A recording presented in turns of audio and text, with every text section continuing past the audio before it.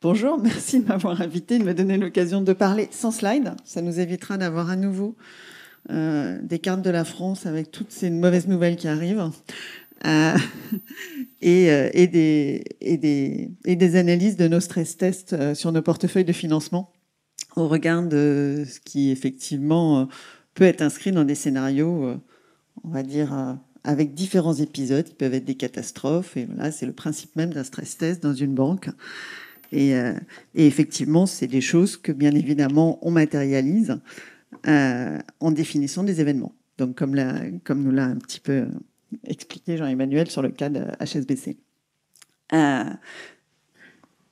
Quand on a préparé cette intervention, donc déjà, encore une fois, merci de nous avoir proposé d'intervenir, vous nous avez posé la question de pourquoi ça vous intéresse, en fait. Donc... pourquoi ça nous intéresse? Tout simplement déjà, donc moi je suis au développement durable. Développement durable, la stratégie Société Générale du développement durable, elle est définie sur 4 piliers déjà depuis quelques années. Et les 2 premiers piliers, c'est la transition écologique et le développement des territoires. Donc je pense qu'une fois qu'on a dit ça, c'était clair que pour nous, ce sujet de l'eau, pour toutes les raisons qui ont déjà été expliquées avant, c'est clairement un sujet qui touche ces 2 aspects-là et sur lesquels nous, on se doit d'accompagner nos clients. Voilà. Et donc, je vais reprendre une liste. Donc en fait, au-delà de cette stratégie qui se décline dans différents ensembles, différentes actions, il y a effectivement des engagements de financer ces activités, des chiffres qui couvrent l'ensemble de nos activités dans les financements durables, on va dire.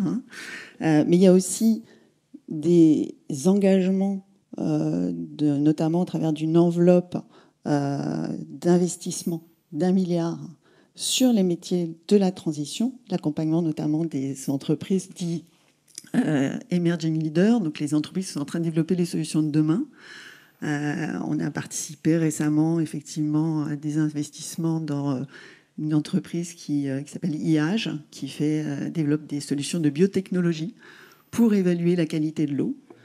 Donc on est effectivement sur ces métiers de la transition aussi pour essayer de soutenir des nouveaux développeurs de solutions. C'est des choses qui effectivement font partie de la création de l'écosystème qui amènera les solutions dont nous avons tous besoin.